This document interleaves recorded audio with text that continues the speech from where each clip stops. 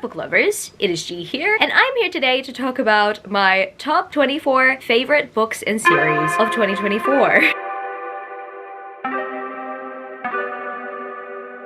I definitely wanted this kind of series to keep on going throughout the years, but considering I have taken on another hobby, that is writing, and I am not going to challenge myself to read another 400 books next year, we will have to see about that. So this might just be my last large favorites list for a year, or it might not be. Who knows? I do very much like matching the list number with the year that we are at. I mean, I'm not reviewing 2024 books, no, but I am talking about 24 books in series. This list was actually quite easy to narrow down. Even though I did read lots and lots this year, I feel very strongly about majority of the books that I have put on this list. I mean, there were a few that I did have to like move around here or there, or maybe I might have changed my mind about a few of them. But yeah, I feel like I had a lot more trouble with my 2023 list compared to my 2024 list. I feel like overall, my 2024 list just makes sense to me based on everything that I've read this year. And no, I did not read another Bargainer, nor did I read another War of Lost Hearts. Those two series are still two of my favorite series ever, and I did read a bunch of favorite series this year. Honestly, I was really hoping to find a fantasy romance that could kind of match that energy. However, this year I did read a bunch of different things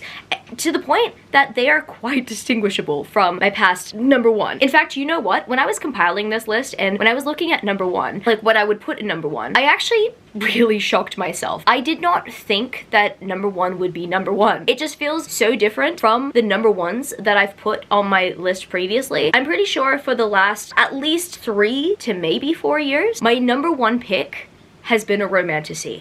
Yeah.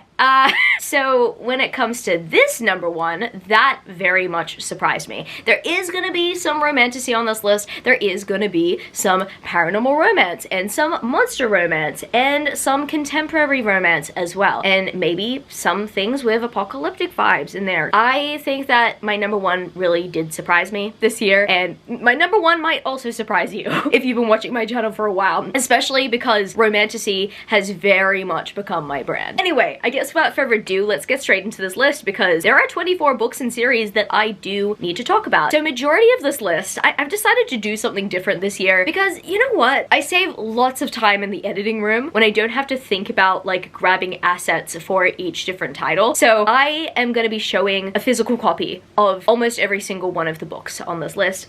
Some of these will not have a physical copy. Some of these I did listen to on audio and I do not own a physical copy of. But for majority of this list, a physical copy will be shown. Number 24. Number 24 is The Black Bear Clan by Zoe Ashwood. This series surprised me. I had no intentions of reading this series this year. In fact, I hadn't really heard of this series before. I've seen it on my Amazon algorithm. The covers, they do not attract me, okay? So I might be displaying the cover of the first book or I might be displaying the discrete cover, but essentially every singular cover in this series has like a shirtless orc on it. But for some reason, I tend to lean more towards discrete covers or character art covers, you know? When I see a hyper-realistic man on a cover, sometimes I'm just like, oh, I'm not sure. But then if I hear really good things about it, I'll give it a try. But I decided to listen to the series because I was on Everend and I was like, you know what? I want to binge listen to a series without getting cut off. Because the thing about Everend, right? If you listen to a series that has been traditionally published, what will often happen is when you listen to maybe 1 or 2 books, afterwards you get cut off and you can't return to any other titles, right? It's a weird thing. But when you listen to independently published books within a month span, for some reason it just lets you keep listening. And I just knew that Everend was gonna let me listen to 7 or 8 titles in the series. I don't remember how many titles I listened to because I know that there was a novella in the series. And the reason why it's so low on this list is because it took me a while to get through because the one narrator who narrates the entire series is a male narrator and we are, for the most part, following a female protagonist. So at first, it was kind of difficult for me to suspend my disbelief. But as I continued on with the series, I grew more and more attached to it. I think my favorite book in the series, I think it's called Her Orc Husband. it might be the 3rd or 4th book in the series. We're essentially following a character, an orc, who we met in a previous book, who honestly was kind of like the villain of the book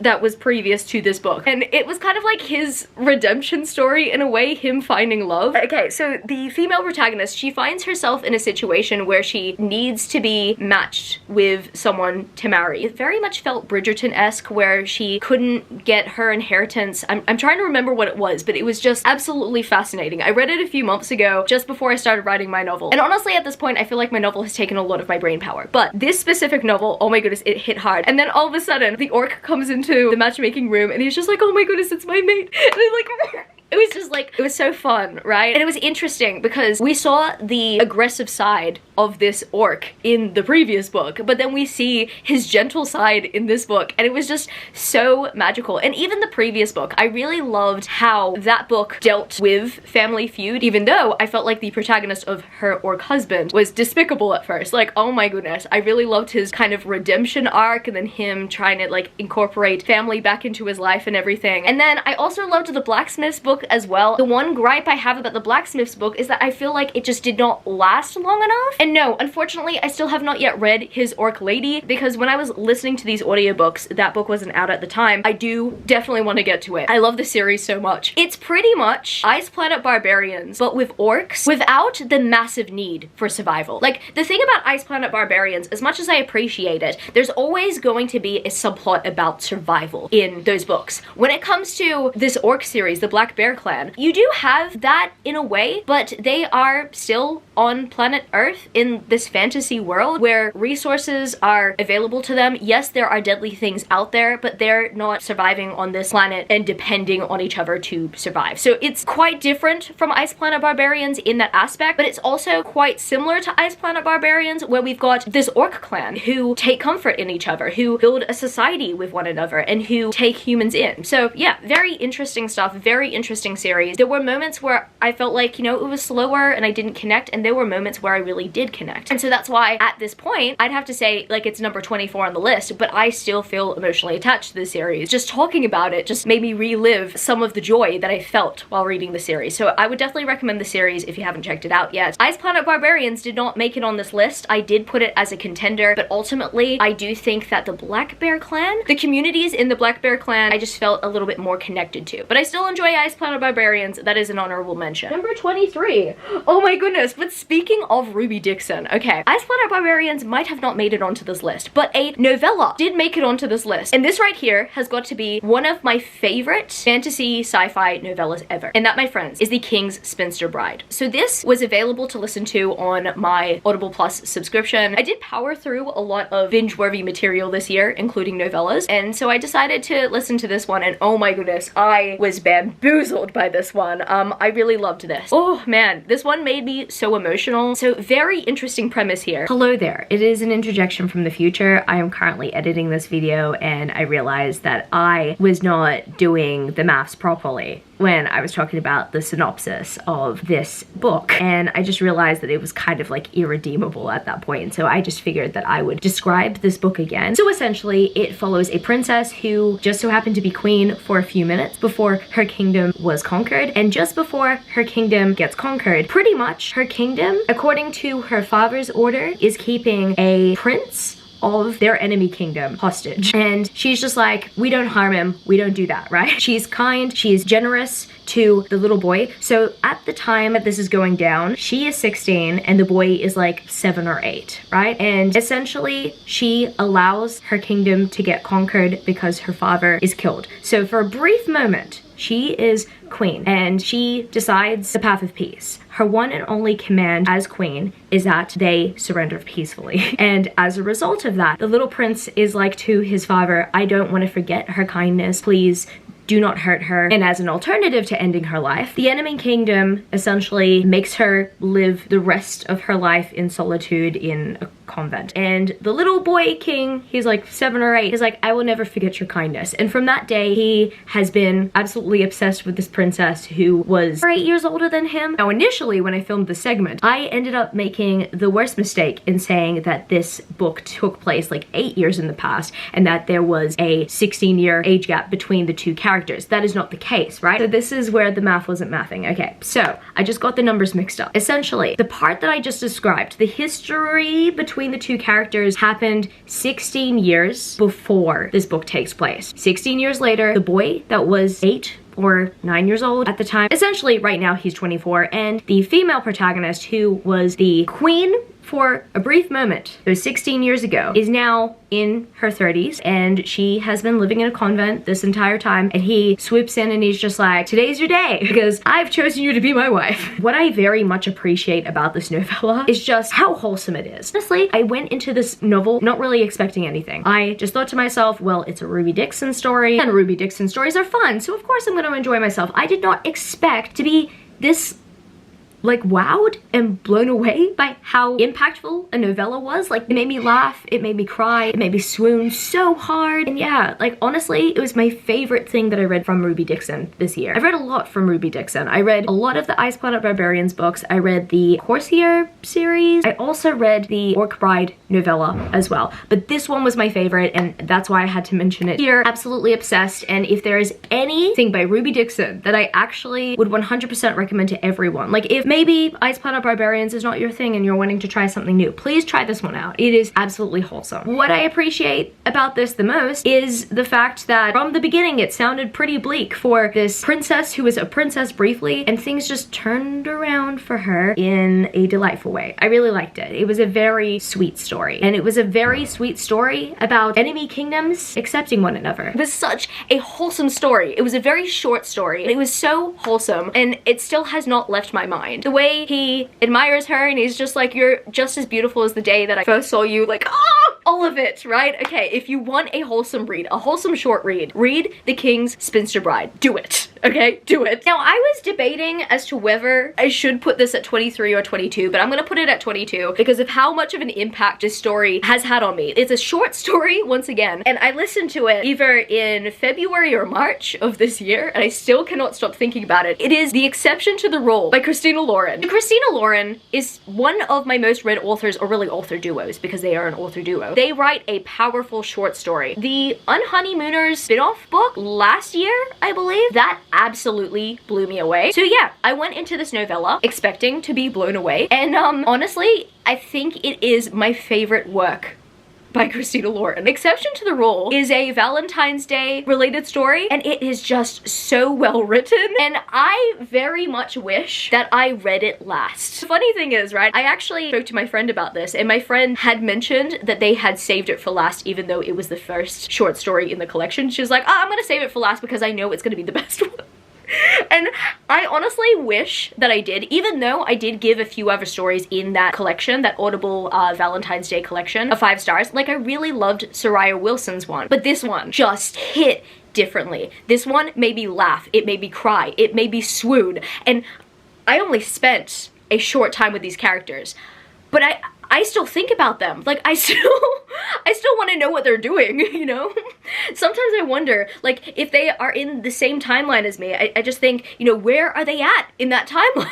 I highly recommend it if you are wanting to read something short. I mean, this and The King's Spinster Bride, right? Okay, so previous novella, would highly recommend if you're wanting to read a short fantasy sci-fi story. But if you're wanting to read a short contemporary romance story, Exception to the Rule is for you. Okay, now we're moving on to the physical books territory. In spot number 21, we have the Spider's Mate series by Tiffany Roberts. So this is kind of another survival story, and it very much compelled me, my goodness. So there are people that do laugh at people for reading this stuff, but here on my channel we don't judge. This one was very interesting because it was not just one of those monster alien romances that have spice. No, this is an entire trilogy that has pretty good world building. Unfortunately, I did want it to last longer, and that's why it is kind of low on this list, but I mean, honestly, that is okay. We are gonna get a spin-off book, and I'm so excited about it because I just want to see more of this world. I very much appreciated this trilogy. I loved Ivy and Catan's journey. I still think about Ivy and Catan. There are, you know, spicy scenes in here that do live in my mind.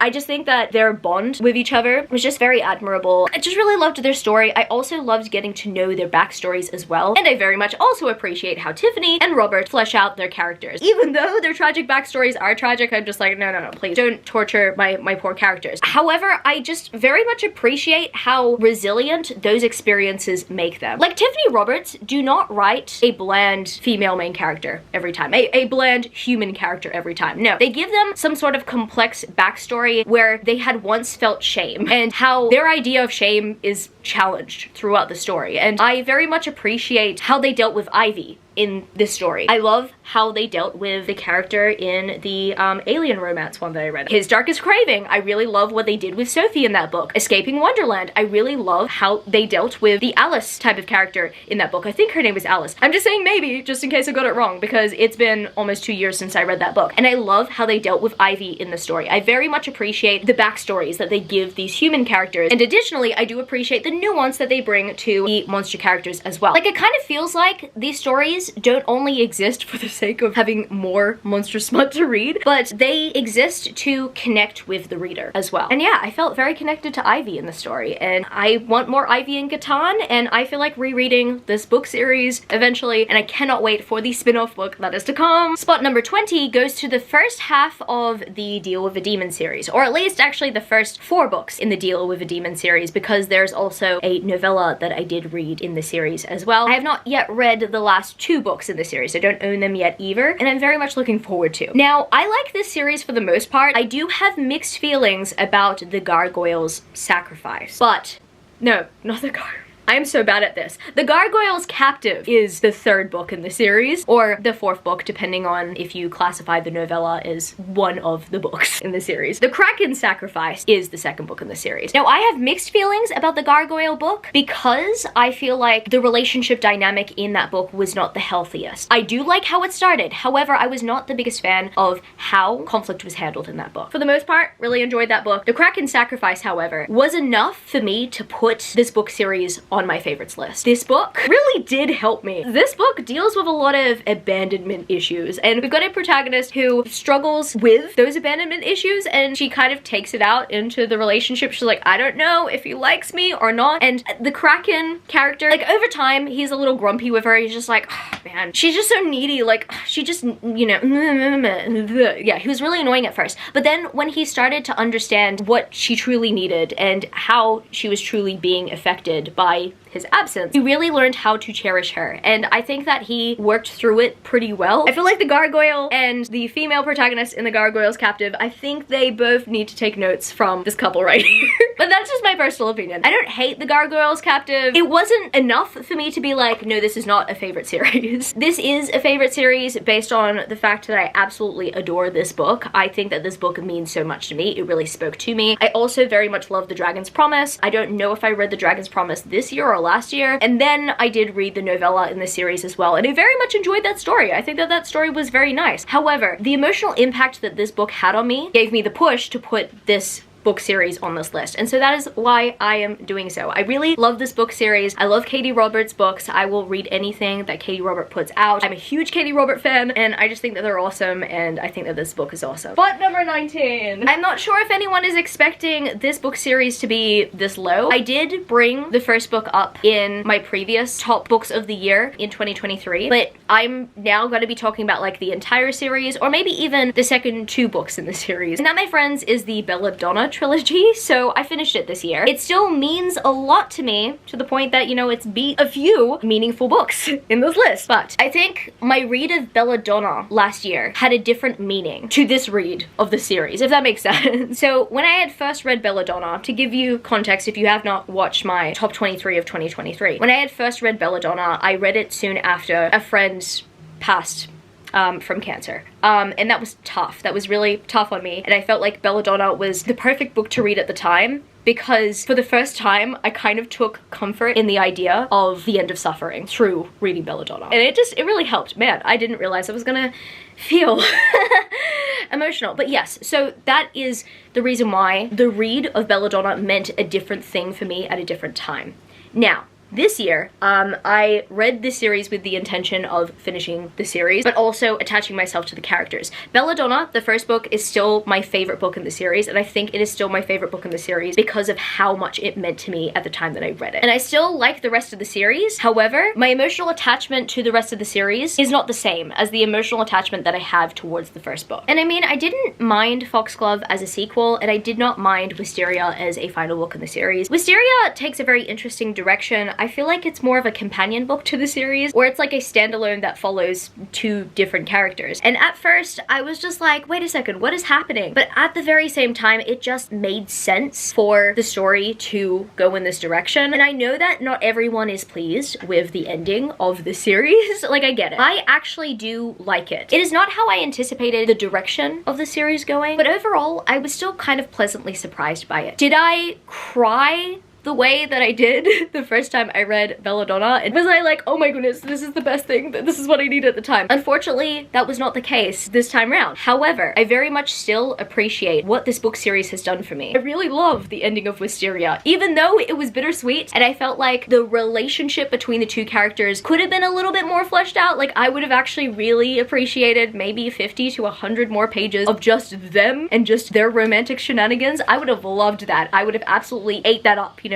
We didn't get those 50 to 100 pages that, you know, were in my mind, but it still worked for the series, and I think that's what matters the most. Then we come to spot number 18. I was just about to say 19, but we've already done 19. That is The Wren and the Holy Library by K.A. Lindy. I believe this is a debut novel. Maybe, I'm not sure, but what I do know is that this took me by surprise. So I initially, at first, was like, oh yeah, well, I see that this beautiful special edition has like a good-looking cover. For some reason, I thought that this was going to be a literary fiction title because the cover has a very literary fiction feel to it, so kind of just didn't really look at it. And then I found out that it was a Beauty and the Beast reimagining, although it is a quite loose Beauty and the Beast reimagining. But when someone says that something relates to Beauty and the Beast in some sort of way, that is when I know that I need to pick it up. Even though technically the Belle-like character, even though I shouldn't even call them the Belle-like character because they're very much not really like Belle. Kierce, that is what their name is. Kierce is very much not like a Belle character, but she sees a library and she's like, oh. Big selling point for a lot of people is that she sees the library before she sees the Beast-like character, and that's Graves. And oh my goodness, Graves! Graves! This story very much reminded me of the All Souls trilogy, except I thought it was better paced than the All Souls series. We get some action between the two characters as the story goes along. It is a little slow. It did take me around 150 to 200 pages to really get invested in the story, but once I did, I was hooked. I still cannot stop thinking about this book. It's so funny. I had a friend the other day look at this book at the bookstore, and she was just like, I have not heard anyone in my personal life talk about this book. And I was just like, are you serious?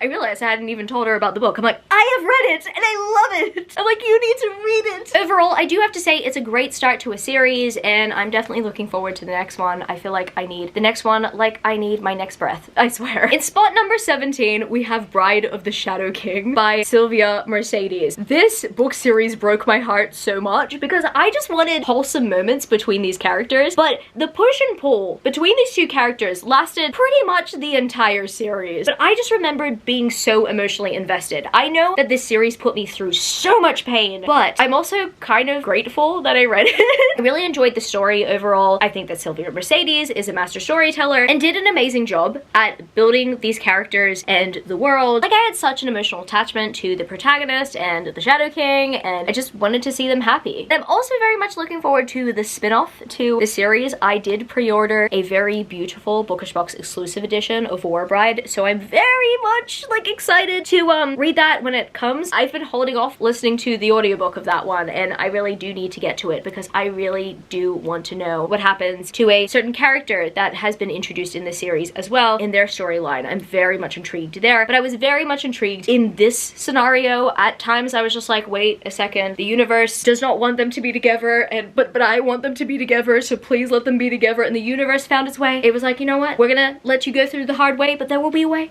there will be a way. At the end of the day, it was worth it. I still think about the story. I still think about all the trials and tribulations that these two characters went through to be together. And I think that also came to show how much they truly loved each other in the end. It truly means a lot to me. And I'm really also happy that I have this very beautiful Afterlight exclusive edition of the series. In spot number 16, we have The Ever King by L.J. Andrews. So I had went through like a really bad mental slump just before reading this book. And I know I've mentioned it a couple of times on my channel whenever I bring this book up, but that is exactly why it impacted me so much. It absolutely blew me away. It knocked me out of the park. I was like, oh my goodness, this book is so good. And I had been recommended The Ever King a few times over the previous months before I started reading it, and when I did, I devoured it. Like, I read it in an entire day. I still have not even read the sequel. I have not actually read anything else by L.J. Andrews, but this book ends up on this list, and it doesn't even end up at a bottom spot. No, it like ends up somewhere in the middle. It ends up above a few completed series that I read. That is how much I loved this first book in the series. It is worth the hype. If you have a Kindle Unlimited subscription, go read it now. If you are wanting to purchase the physical copy, purchase the physical copy. If you want a special edition of this book series, there are plenty of special editions out there at the moment, whether you are wanting to purchase secondhand or if you're wanting to purchase from another book company. Everyone is doing this series. Everyone is raving about the series. The series is relevant at the moment, and I think it should be because it's good. I do want to read the second book of the series, but I hear that L.J. Andrews' previous series, even though it's like 9 or 10 books, I don't actually remember how many books are in that series. Apparently, there are crossovers with this series, and we actually get more world building in those books. So, interestingly enough, I do kind of want to go back and I want to read those books. And I also hear that there are some Beauty and the Beast vibes in those books as well, and that makes me want to read them even more. I don't know whether I'm going to finish the Everseas series first or if I'm going to go back and read the rest of the L.J. Andrews backlist that is set within the same world. Spot number 15.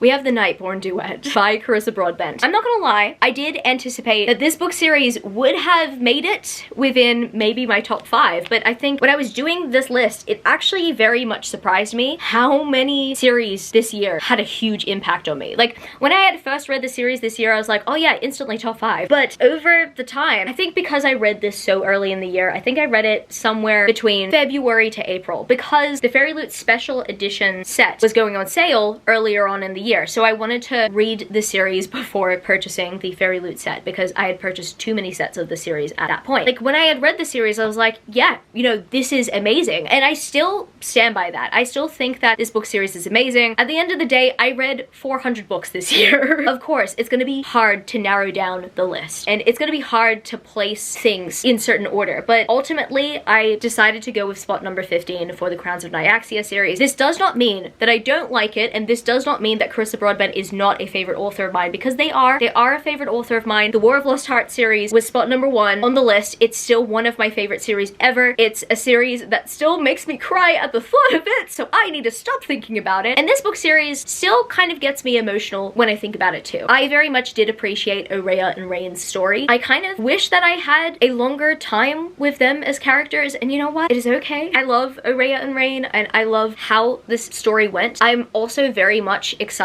that the series is gonna keep going on for another 4 books. I have not yet read the first book in the new duet, and I'm very much looking forward to. I fully acknowledge that the series altogether is not complete, so at this point, even though I want to say I wish I had more of this world, we are gonna get more of this world. That's gonna sort itself out. But when it comes to Aurea and Rain's story, I just really loved it. I really loved their dynamic. I liked the plot twist. I kind of liked the dark turn. I also very much appreciated the representation of grief in this story. I think I read this soon before my Nana died. I don't know. I think that if I had read it sometime after, then maybe it would have been a little bit more emotional, because Aurea does deal with grief in this story. But number 14, it has got to be one of the most wholesome things I've read this year. I love it so much. I stand by this series so much. I highly recommend it. Okay, it is The Sacrificial Princess and the King of Beasts. It is a manga and anime series that stole my heart. And it's quite funny because it does kind of remind me of a soul Soul to Keep by Opal Rain. It has a very similar premise, but it's if A Soul to Keep and Beauty and the Beast were mixed. Like, they were into a hybrid story, like you would get this story. It is PG. Definitely not smutty like A Soul to Keep by Opal Rain, but it has a similar premise where we are following a girl who essentially was raised to be a sacrifice to be given to the Beast King. In A Soul to Keep, we're not following a Beast King, we're following a Dusk Walker who is living in a cottage. So the kingdom aspect of it, I would say, kind of draws from Beauty and the Beast, you know, where there is kind of a kingdom there. There's a kingdom, there are people out there, these whole politics and everything, and then you've got the premise of A Soul to Keep where you've got like a sacrificial princess, someone who is raised to be a sacrifice. Their relationship in this story is just, it is so wholesome. She immediately kind of like stands up to him and she's just like, well, if you want to sacrifice me, do it now and stuff. He takes a liking to that and he's just like, oh, I want her around even more. He's like, maybe I might just make her my bride. And it is just like absolutely adorable. And there were just like very cute moments in this manga series that did not make the anime.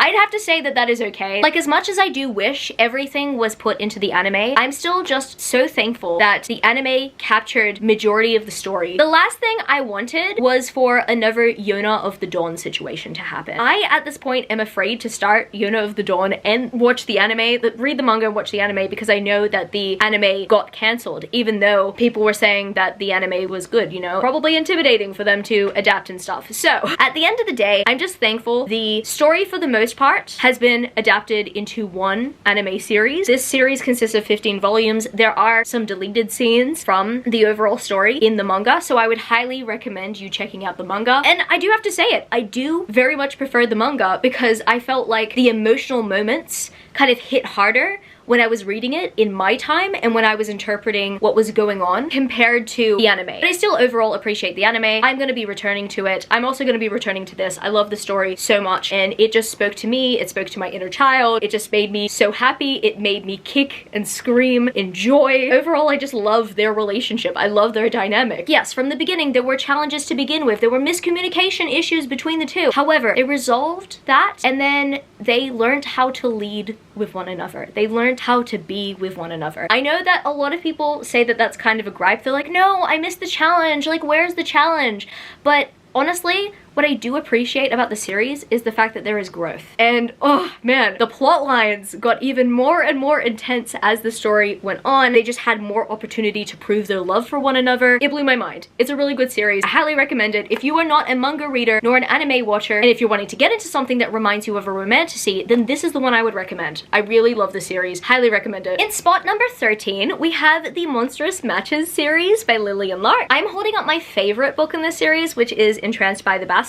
This series actually took me by storm. Even though I've heard good things about the series, I did not anticipate being so attached to it. Like, as attached to it as I am, but I am. Oh my goodness. So this book was really hot, but I also very much appreciated how the characters learned how to communicate with one another at the end of the day. I was close to putting the Gargoyle book as my favorite initially, until there was a plot line in that book where I was just like, oh no, no, honey, no. There's a character who does something that's a little bit questionable that kind of like borders on cheating. I'm like, no. Oh, this is so bad. I also very much appreciated the Dragon book, which is the 4th book in the series. And I mean, the first book, the Kraken book, I enjoyed, but I would have wanted to see it longer. Like, just as long as the rest of the books in the series. That first book is on the shorter end of things, but I very much appreciated how developed these stories got, like, the more that we continued on with the series. And I was close to naming the 4th book, Hoarded by the Dragon, to be my favorite in the series, but honestly, I think Entranced by the Basilisks is. With this book, I actually spread out my reading experience. I devoured the rest of the books in the series, but with this one, I did not want it to end, so I just kind of like spread it out over maybe a week and a half. Like, I just really wanted to take my time with this one, and I'm so happy that I did because I really enjoyed Entranced by the Basilisks. Overall, I very much appreciate the series. There is a moment in the series that I am kind of not okay with, and that does happen in book 2 with, I think, a character named Elliot. If you know, you know,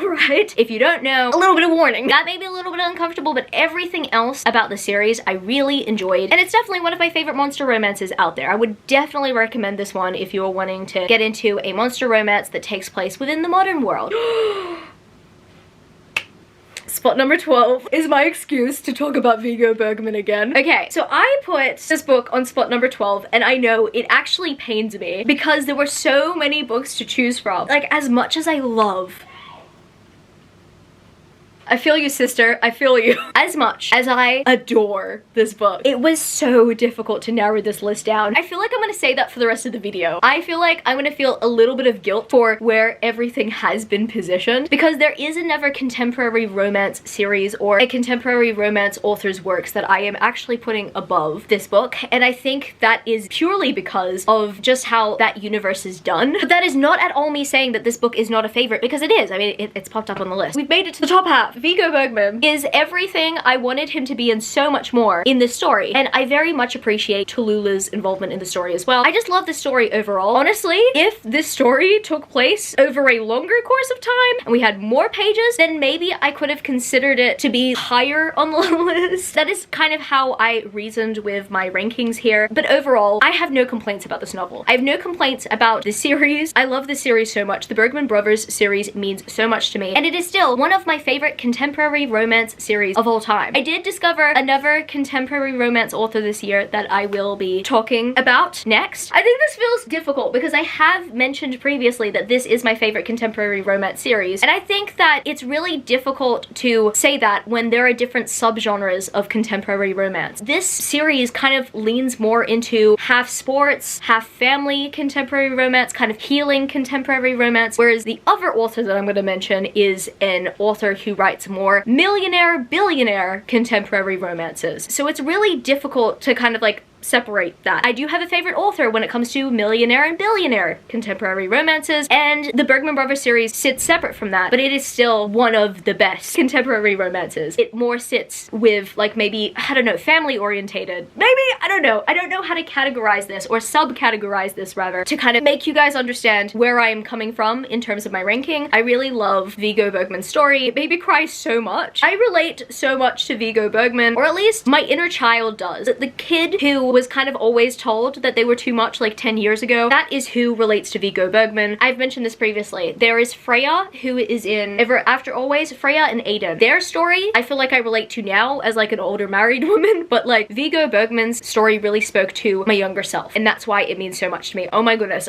if I don't move on, I'm gonna cry, so let's move on. Now, this is gonna be really funny because I'm gonna combine a bunch of spots. So spots number 11, 10, 9, and 8 belong to this one author in their universe. It was really difficult for me to separate all of these, so I decided to put them all together to kind of explain why. Honestly, not every single one of this author's works made it onto this list, and I feel sad about that. However, the reason why I did not include them onto the list is because I kind of feel like that those parts of the universe kind of need to cook a little bit more, or maybe I just have not read their other books to fully contextualize everything. Maybe it just does not hit the same. It does not hit as hard as maybe it probably should, but like that all being said, this is not me saying that I don't like any of their books, because I love every single one of their books, to the point they're taking 4 spots on my top 24 of 2024. So yeah, I think it's safe to say that they are a very loved author in this household, and that, my friends, is T.L. Swan. So I'm pretty sure at this point I've read 6 different types of series or standalones from them, but they all take place within the same universe, and that's kind of why I also feel like I need to order these books and series the way that I have. Funnily enough, spot number 11 happens to be the favorite series of a lot of T.L. Swan readers, and that, my friends, is the Miles High Club. Like, I love this series. It's not my favorite book series by T.L. Swan, and that's not me saying that it's not good at all. No,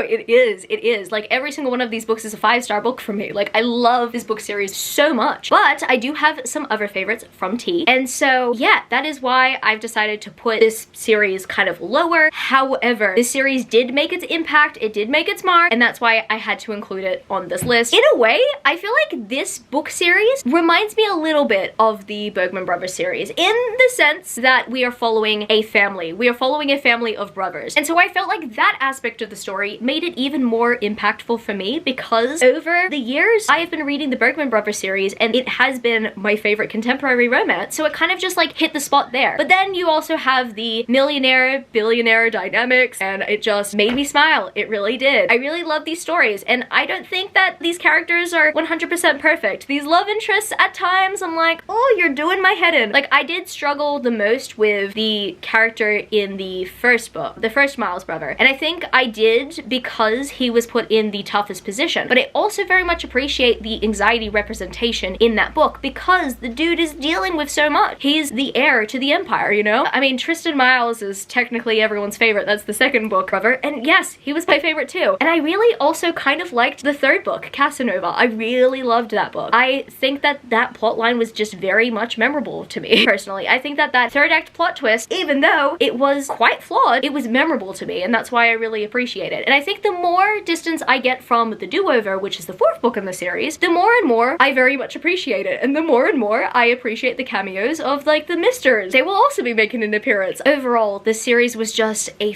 fun ride. If you are ever wanting an addictive binge read where you've got like millionaires who are sometimes they're unlikable, but sometimes they are really likable. Like there are very likable moments in the series. I just had so much fun reading the series, and I also had a lot of fun reading the funny moments. Like there's a hilarious moment that happens with Tristan in the second book with the children, and it was just so well done, so comedic. I really want to see that on screen. Overall, really love the series. Definitely recommend it, and it had to earn a spot on this list. But I feel like we're going into deeper territory right now. I'm going to be bringing up a book from T that is actually a standalone, but it does still tie into the universe. Funnily enough, the two books, apart from a trilogy that I'm going to mention, the two other books that I'm going to mention tie into the trilogy that will be mentioned eventually. Anyway, everything leads back to the Misters at this point. And that, my friends, is Our Way. So Our Way is a standalone that follows the sister of the female protagonist in Mr. Garcia. And if you guys don't know already, Mr. Garcia is one of my favorite T.L. Swan books. I love it so much. We are following the sister of that book in this book. This is her individual journey. We're following her and her best friend,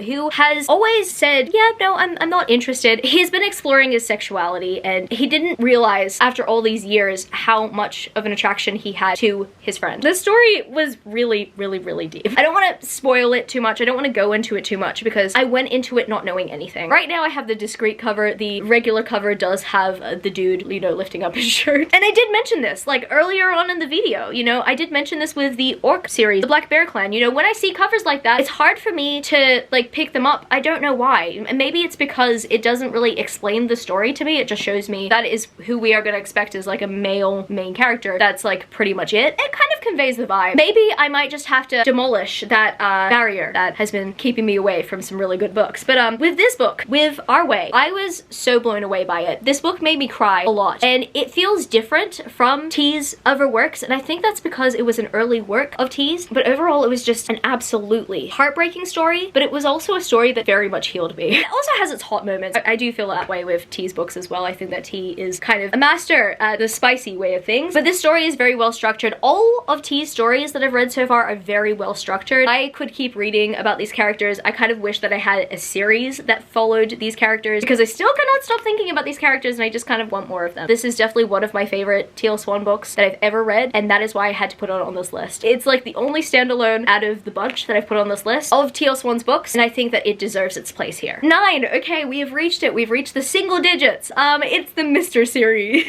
I initially was gonna put this series above the next book that I'm gonna mention, but I decided to ultimately place it here because the next book that I'm gonna mention had a very deep emotional impact on me. But this book series was hilarious. As much as everybody loves and adores the Miles High Club, I think purely because I read the Mr. series first that I have a deeper emotional attachment to this series. I absolutely love it. I absolutely adore it. Mr. Masters, the first book of the series, actually ties into the next book that I'm gonna mention. I just love this universe so much. I love getting to see all the hints and all the references from the different books. Like, that's certainly a rewarding aspect for reading T.L. Swan's books. When you've read one, you'll find a reference in another and you'll be like, oh my goodness, I understood that reference. Like, I just love the T cinematic universe, the TCU, if you will, or the T book universe, the TBU, maybe. Love this book series. Mr. Masters, this story made me laugh a lot. It made me cringe a lot.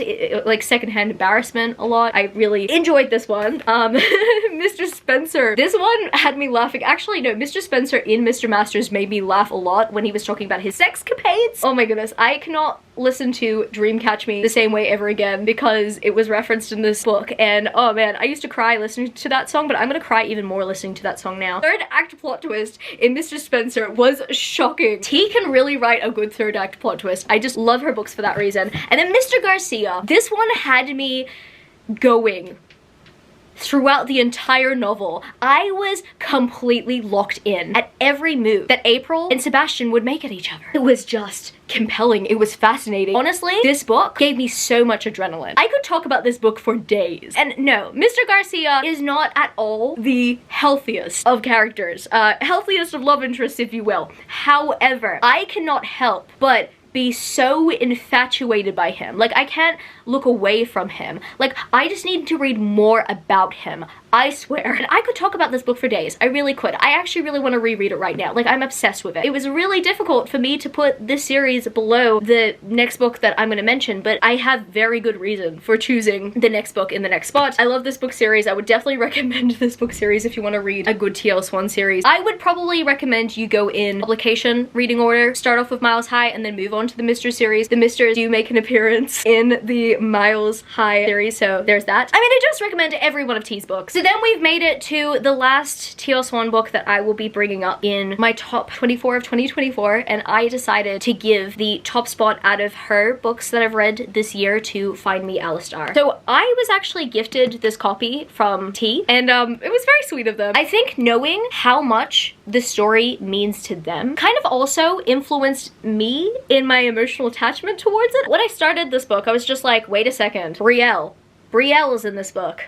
Brielle, a side character. Where was she from again? Yes, she's from Mr. Masters. And then I had also thought to myself, wait a second, how did I hear about Emerson? Where is Emerson from? Wait a second. So at the beginning of Mr. Masters, like, it takes place at the same time as Mr. Masters, we have two characters, a protagonist of one novel and a protagonist of another novel, traveling overseas. They are both Australian and they're traveling to the UK and they part ways. And they part ways in a way where they go about their own adventure. Except the funny thing about Find Me Alistar is that it is actually a romantasy novel. There is like some sort of magical realism aspect to it. And that was what T had told me when she handed this over to me. This book at the moment is not in print. It is actually out of print and being rewritten, and it is going to be a series from what I know. And I've actually read a teaser for book 2. It was posted on a discussion group, and I'm honestly very much thankful that I got to read it because I love the story. When I first started this book, I could not stop. I just needed to keep knowing what was gonna happen next. I had been so addicted to the story and just how emotional Emerson got throughout the story. I started to emotionally attach to her. I started to cry throughout the story. Like, I got really emotional reading this book. And that also helped me see just how much emotion was put into this book as well. Like, through feeling the emotions behind the characters' words. Like, the cliffhanger is, like, not okay, but the story between Emerson and Alistar is just one that I very much appreciate. This story was a masterpiece. And I mean, I really liked this version of the story. And so I'm curious to see how it's going to be reshaped and reformed through more edits and it being rewritten. I'm actually very curious about how that is gonna go because I really did like this version of the story, but you know, I will eventually have to detach from this version of the story because better things are to come. And that is essentially what T wants to do. They want to rewrite the story. They want to do it justice based on what they are happy with. And either way, I'm happy with the story. Like, I really, really, really love this book. And I cannot wait to see how this book series is gonna go. I'm even more curious about it. I just really love just the little magical aspects about the story. Just how atmospheric it was. Just how emotionally gripping it was. I kind of feel sad that it's over, but I'm just like really happy that I read it, you know? I'm just really so blessed that T entrusted me with this book. And I am so looking forward to everyone having the opportunity to read it eventually. It is mostly contemporary. Like, it still has romantasy vibes to it. It still has little bits of magic, and honestly, it has something for everyone. Like, I really love the crossover appeal here, but if you are a huge fan of TL Swan's books and you feel like, oh, you know, they didn't really need to change genres, trust me, it still has the same vibes as a regular TL Swan book, but extra vibes, and really good extra vibes. Spot number 7, I finally have the special edition of this book, and I'm just so happy that I do. Oh my goodness. It is Her Soul to Take by Harley LaRue. I really loved this book. I think it was the first book that I read in 2024, or one of the first books that I read in 2024, and it was dark, it was gritty, but it was gripping, and oh my goodness. I really did want to reread it before the end of the year. I just didn't really have the time because I've been very much concentrated on writing my book, and if I was to be reading a lot of books towards the end of the year, then especially the ones that are very gripping like this one, then I don't think I would get any work done. So I had to make that kind of sacrifice.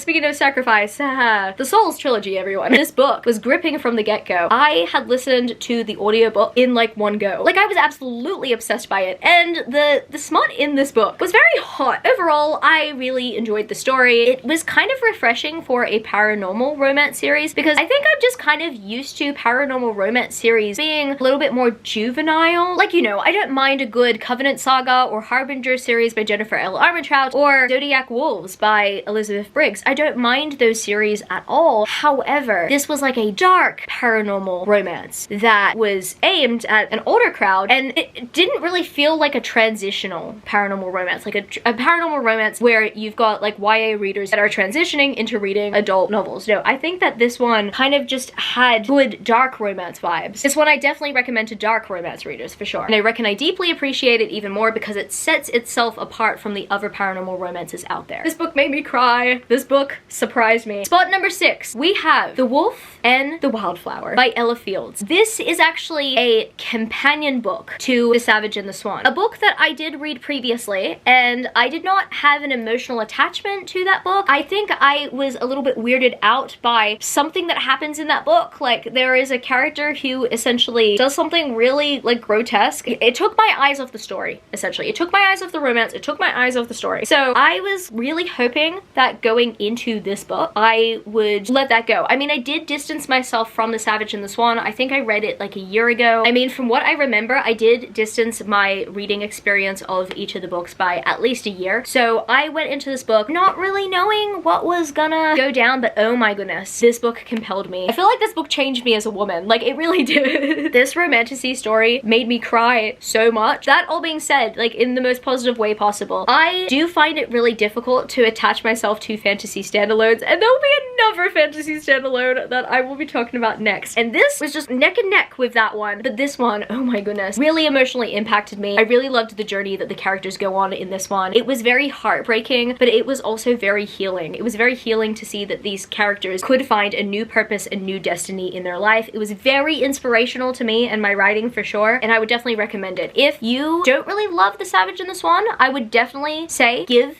the second book a chance, or give the companion book a chance. Really, it's a standalone. It is so good. It is definitely my favorite Ella Fields book so far. I cannot wait to read more and more by Ella Fields. My top 5 was so hard to narrow down. I knew I was gonna say it again. I knew it.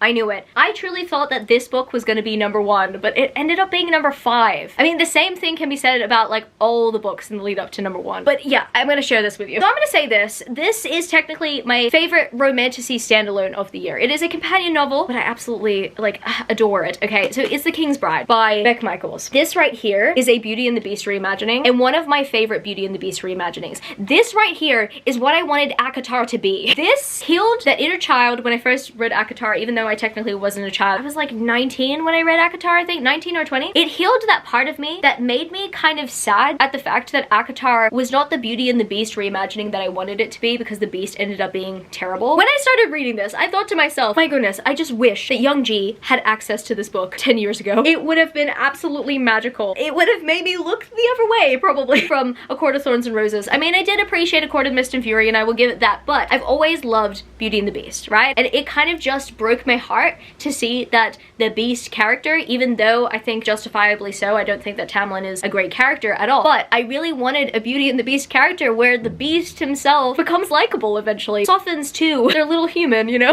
We get that here. We really do. We get very beautiful world building. We get a very beautiful story between these two characters. And not only that, we get a very complete story between these two characters. Like, these characters don't just spend a few weeks with each other. No, this book goes through like even like a time jump when things have gotten even more serious in their life. I'm gonna be very vague about that. I'm not gonna spoil it, but like, this story just felt so complete. It made me realize that like fantasy standalones can tell it all. They really can. If they're written very well, they can tell it all. And The King's Bride told it all. Yeah, I would love to spend more time with these characters. However, I don't feel the need to. I don't feel like we have unfinished business. No, I feel like the business is finished with these characters. And I feel satisfied. Like, I was attached to these characters and you know what? I let them go. And it was very beautiful.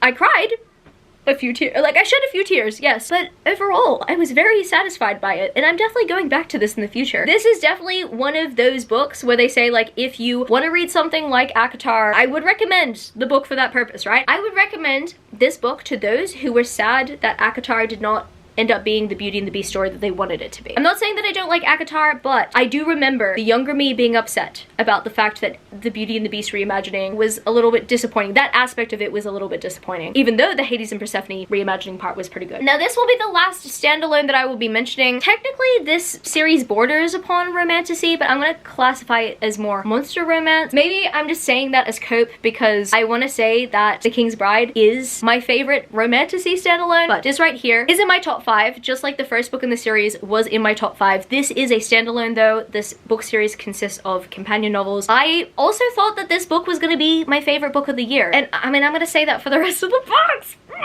You know, it's like, why did I do that? A Soul to Heal by Opal Rain was a very good companion sequel to A Soul to Keep. I do think that the story does have its flaws. I understand that a lot of the fandom is like, oh, the second book isn't as good. You know, I understand that. I think it's a little bit difficult for you to side with a character who essentially did what they did prior to the book, and that's what kind of sets up their character. I get it, but I really loved their dynamic with Nameless. I was just about to call Nameless by something else. Oh my goodness. I really loved Delora and Nameless. I learned to absolutely love and adore Delora. I still feel kind of uneasy about, you know, what sets up her character. I really do. But then also, the Duskwalkers kind of do the same things. And so essentially, what I do appreciate about the story is that they can heal together. They can come together and find common ground. And there's something that happens in the story that, you know what, often I don't like as a trope. I really don't. If you've been watching my channel, you know what the trope is. I'm not gonna spoil what the trope is, but usually I don't like it. And I think usually I don't like it because it tends to overtake the novel. Often it tends to drown the novel, but it didn't really drown this novel. Like, we had time with these characters together without this surge thing that happened, you know? Very interesting stuff. I really loved the dynamic between these two characters. I still kind of prefer the pacing of A Soul to Keep because I feel like the dynamic between the two main characters was a little bit more fleshed out. However, I do find that the story was one that I really attached to. It was a story that I found a lot of healing in. And there's this very funny scene. Okay, I'm moving on too quickly from the healing part, but there's this funny scene. It's a final scene with a character who's just, I don't want to spoil who the character is, but they're essentially a character who's kind of like learning the ways of life, and they're just like standing like this, stationary, like, and then someone's like, now go along, right? And I was just picturing a Mermot in that scene. Just a Mermot, just like standing like stationary, like, I don't know what to do.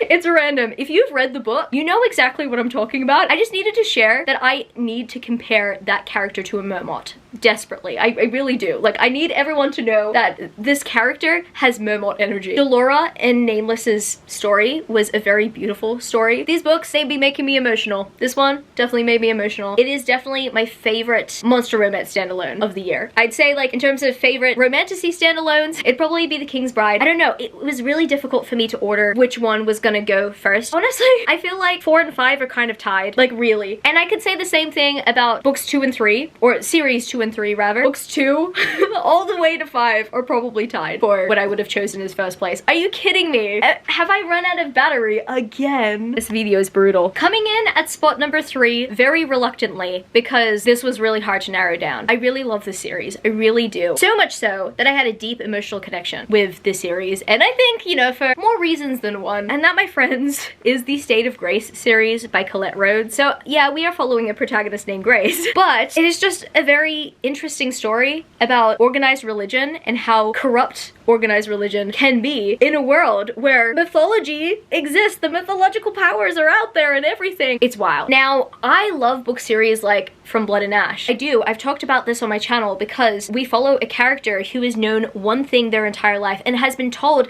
to believe one thing their entire life, to follow a specific path and a specific religion, the ways of a specific organization or code their entire life, for them to then realize that everything around them is corrupt and that really the people around them and the people that are following these organizations are getting hurt more than they are getting healed. And then we are following a character like Grace who goes through a very similar situation. And what I love about these characters so much is that they learn how to stand up for themselves and they learn how to stand up for what is right. And that is what I love about Grace in this story. I found Grace to be a big inspiration to me because even though I don't feel as if the things in my life around me and what I've been following had been as brutal and as extreme, there weren't like human sacrifices or anything like there are in this specific cult, you know? There were like very hurtful things that I truly believed about a bunch of people, and there were beliefs that were thrust upon me my entire life. And through my own experience with religion sometimes, I would often be told to be scared, to fear everyone, to fear the unknown. All these certain things. Essentially, my whole life, at least to a certain point, I was so scared to find out what was real because I was told to believe in what I did. Over the last few years, I've found my voice and I've discovered what I truly believe in. And I think the State of Grace series kind of reflects upon that, but through a fictional main female protagonist. And honestly, I really saw myself in Grace, not just because we share a name, but because our experiences are very similar. Oh my goodness, wow, okay, wow, okay. Okay, you see this? You see this? I was so close to putting this on my favorite book series of the year. I could not put the series down. I was so obsessed with it. And I also very much appreciate the characters that we come to know in the series as well. It's interesting. So in this world, it's not 100% like paralleling what we have here. Essentially, we have this cult that represents light, and then you've got everyone else who's kind of like a daemon. The daemons are essentially their enemies, but the daemons essentially like just don't really do anything. They're just outcasts and they're just seen as unholy. I feel like they just exist and they actually do help people. And what's interesting for Grace is that she is to expect within the cult that she's in to be mated to men within the church that cult that are part of the organization. And she feels like she's not good enough because she can't find her partner by the age of 25, and she feels like she's being stored upon the shelf. Her mom and everyone keeps on saying that she's not good enough and stuff, and she just keeps on being told that she's not good enough. And that is exactly what I was referring to when I say that growing up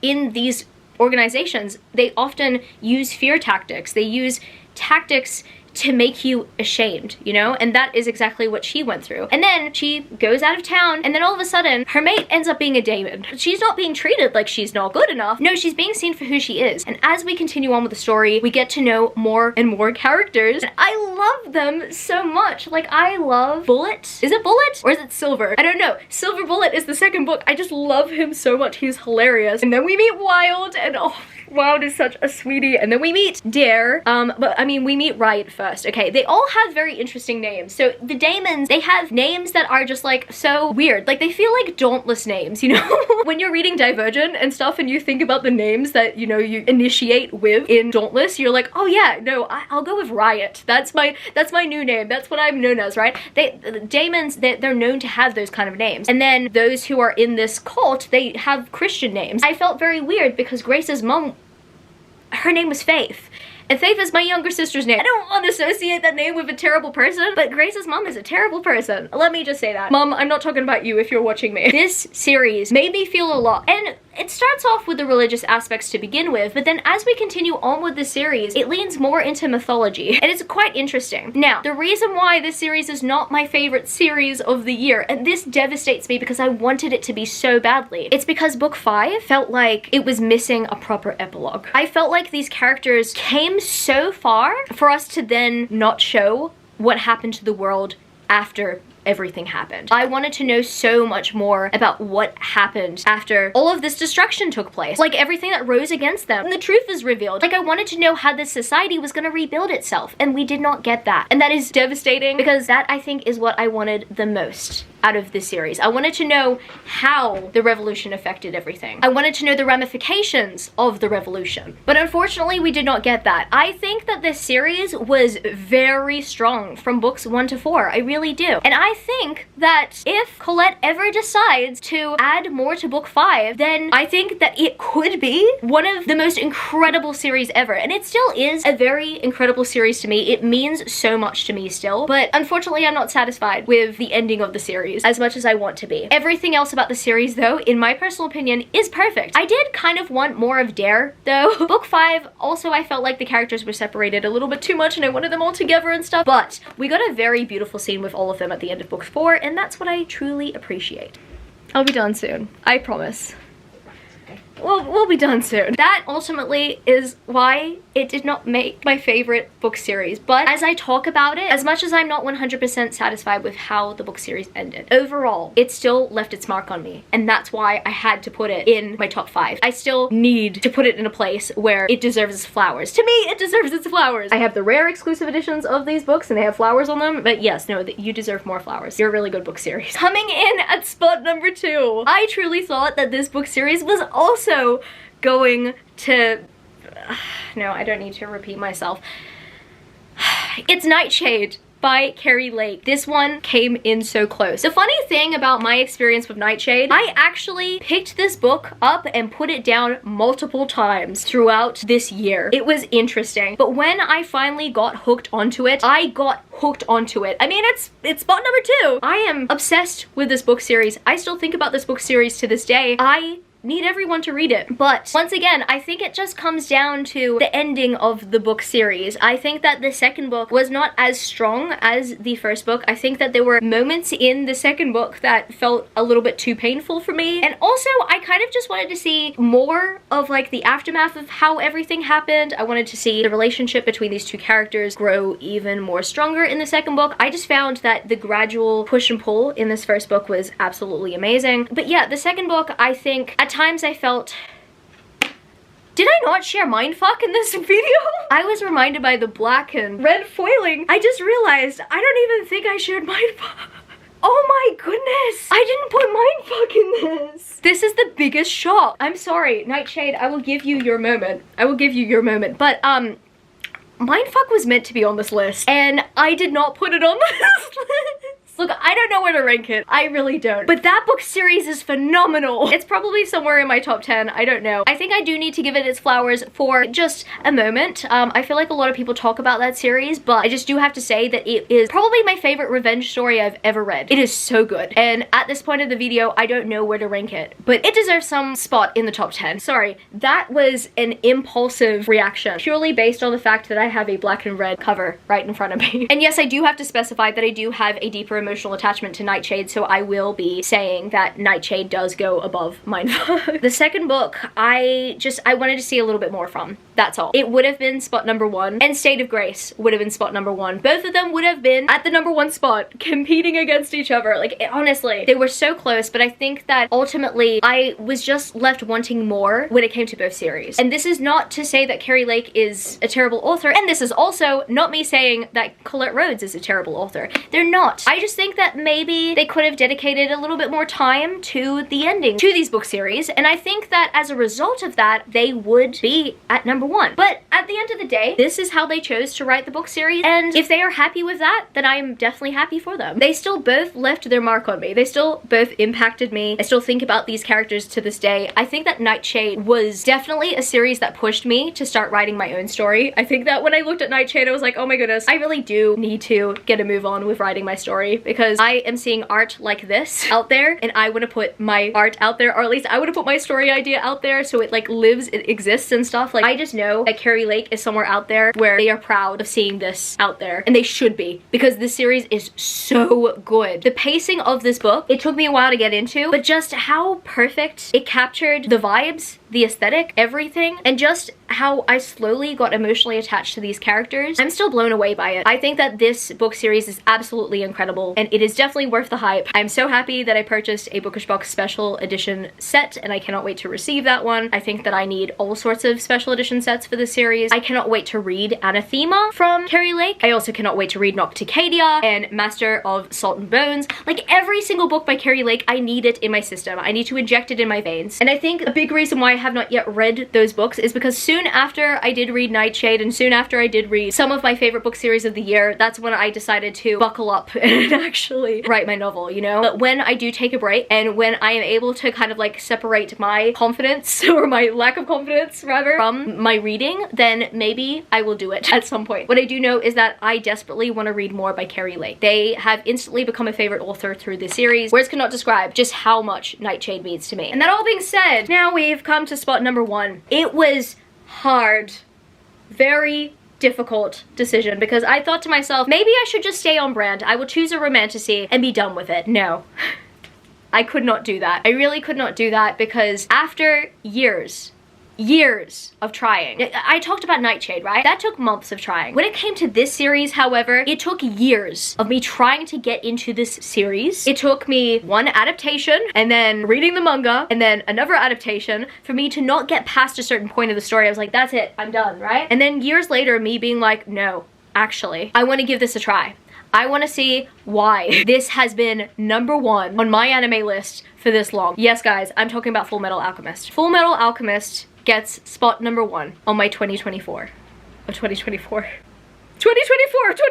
my goodness. Brain rot has claimed me.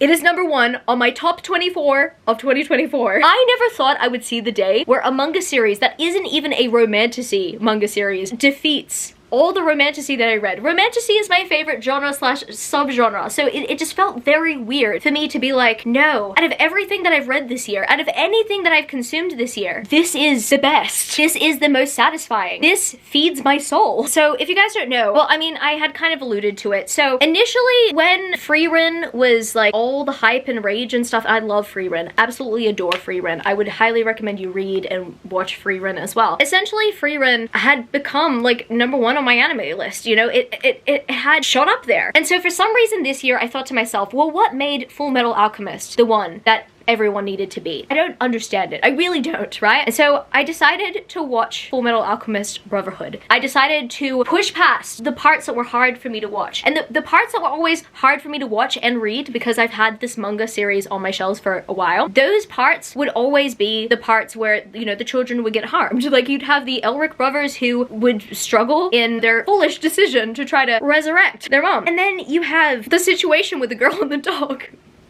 And that is like, that's tough. I remember getting to that part in Full Metal Alchemist Brotherhood, I was like, no, that's it. Like, we're done. We're done. I'm not returning to the series. So I decided to push past that this time. I decided to start again from the episode that came after that, because I've consumed the Elric brothers' tragic backstory in 3 forms. I watched the original Full Metal Alchemist, or at least started it through there, and then I had read the manga, read their tragic backstory through the manga, and then I did it through Brotherhood a few years ago, and then got up to the sad part with the girl and the dog. I was like, no, that's it. I need to start from the certain point and just not look at their tragic backstories and not let that affect me. I need to continue. And so I did. It took some time, but I was just so pleased with how the story unfolded. I was so shocked, like when the Hughes thing happened, and then when all these different plot twists happened, when Envy has his speech, and when Greed comes into the picture, and when, oh man, when you see all these side characters come in there, when you get attached to all the side characters, you're not just attached to the Elric brothers, no, you're attached to all the side characters. All these characters have all these different personalities that they bring to the table, and all these different subplots, like they just all add up eventually. Like, all of it is just so well crafted. I truly thought that this entire time we would focus on the Elric brothers and maybe Edward would be whining throughout the entire series. I don't know. For some reason I thought that that was going to be the vibe, because he seems to be a little bit boastful from the very beginning. That was the vibe that I got when I first started it. But no, I learned to love Edward, and I adore Alphonse, and I adore the rest of the characters in the series. I love making references to the series. I love Hughes so much, and the way that he talks about Gracia, and like, oh my goodness. This series makes me smile so much, and often when I'm like having like a very emotionally charged moment or a sad moment, I think about the Full Metal Alchemist Brotherhood soundtrack in my mind. So when I read the manga, I like absolutely devoured it. It gave me all the feelings of the anime again, but I felt like it added to the experience even more. There wasn't a part that I hated. No, like I just needed to keep reading the story. I had consumed it it like pretty much within a weekend. It just felt magical. And right now I'm halfway through consuming Fullmetal Alchemist Brotherhood again. This story means so much to me. It actually also kind of inspired a part of my series as well. Like it really actually opened my eyes to, you know, the idea of alchemy, you know, transmutation. Even though transmutation is like, you know, a no-no and stuff. I don't know, it just made me open my mind a little bit more. Seeing these characters and how complex they are and just how alive the story is for me and just how satisfactory the ending is. In my personal opinion, it cannot be more perfect. Like I'm still hung up on the series. Like I still want to go back and actually re-experience it. I would want more Fullmetal Alchemist content 100%, but it is perfect in every way. It is a 10 out of 10 series. The manga is a 10 out of 10 manga in my personal opinion. There are no debates there. Like it, and that's just me. Okay, that is me. And it was too good for me not to put it at #1 this year. I truly feel like this series influenced the person that I am this year and the person that I've become. I'm getting teary because I think about like the sins and kind of what they had gone through as well. Like there was the sad speech that Envy had towards the end where I was just like, man, that actually hits. Greed as well. Like I really loved Greed's character. There were so many side characters I really loved in this story. This story just came to life inside of me and I feel like I come to life every single time I talk about it, and it just brings me feelings of joy. Like joy like none other. It's my favorite anime. It's my favorite manga. This is my favorite series of the year. It is so good. And I wish I could tell myself 4 years ago that it was 100% worth the hype and that eventually the manga would be #1 of your favorite books and series. If it didn't happen in 2024, it would have happened eventually. Fullmetal Alchemist would have made its mark somehow in my life. I know that this series was destined for me. I know that I was destined for the series, like 100%. I'm sorry to all the Romantasy fans, but I could not deny this. We did it! I have been filming this video for over 2 hours now. Camilla has been in the corner the entire time, just hearing me yap. I love you. I love you too. That was the list. How do I follow that up? I don't know. It was a great reading year overall, and I think that this year was a very like character building year in general. I think that some of these books really helped me at certain points of my journey, and a lot of these books also helped influence me to start writing my book. And as much as I want to do a top 25 of 2025 next year, I love making these videos, but if I don't, then I hope to make at least some sort of top list. I hope to read more and more great books. I hope I do make progress in my story where I do reward myself with a good story from time to time as well. So, but it was fun while it lasted. I say that like it's done, but you know, I mean, it might be, it might not be, who knows, we will see. The future is gonna be interesting. My new challenge, instead of reading 400 books, is to write a bunch of novels, so there's that. So if you happen to stay to the end of the video, leave me the book stack emoji because lots of books, lots of series discussed in this video today. If you made it here, and if you do leave that emoji, congrats. I'm so happy. Thank you, thank you. And if you happen to enjoy this video, don't forget to give it a thumbs up and subscribe to my channel if you haven't yet already. Join the amazing community of book lovers. And also, I have social medias. I'm at author Gianna Jones on Instagram and TikTok if you want to follow me there for some more bookish content. I love you, book lovers, and I will see you later. Peace. Started out with half and I flipped it in a double. Started out with half and I flipped it in a double.